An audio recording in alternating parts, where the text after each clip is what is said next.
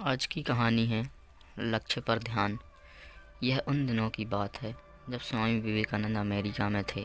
एक दिन वो सैर के लिए निकले और घूमते घूमते एक पुल के पास पहुँचे। तभी उनकी नज़र पुल पर खड़े बच्चों पर गई।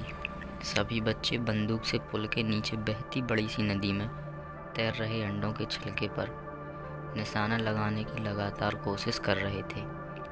कई कोशिशों के बाद भी वो एक बार भी अंडे के छिलके पर सही निशाना नहीं लगा पाए। यह देखकर स्वामी विवेकानंद बड़े हैरान हुए। उनके मन में हुआ कि मुझे भी एक बार कोशिश करनी चाहिए। उन्होंने बच्चों से बंदूक मांगी और खुद निशाना लगाने लगे। स्वामी जी ने बंदूक तानी और अंडे के छिलके पर पहली बार में ही निशाना लगा लिया।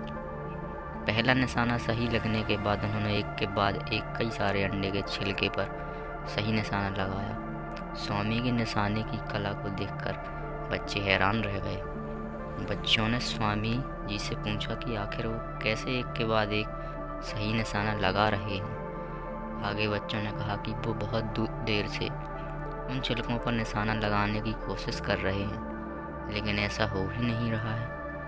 हमें ही बताइए, सही तरीके से निशाना लगाने के लिए क्या करना चाहिए। स्वामी विवेकानंद ने बच्चों को जवाब देते हुए कहा कि इस दुनिया में ऐसा कोई काम नहीं है जो किया नहीं जा सकता।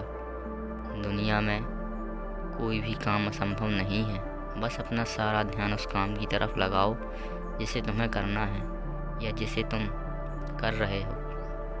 उन्होंने आगे बताया, अगर निशाना लगाते वक्त तुम्हारा सारा ध्यान अंडे के छिलके पर होता तो तुम निशाना ठीक तरीके से लगा पाते।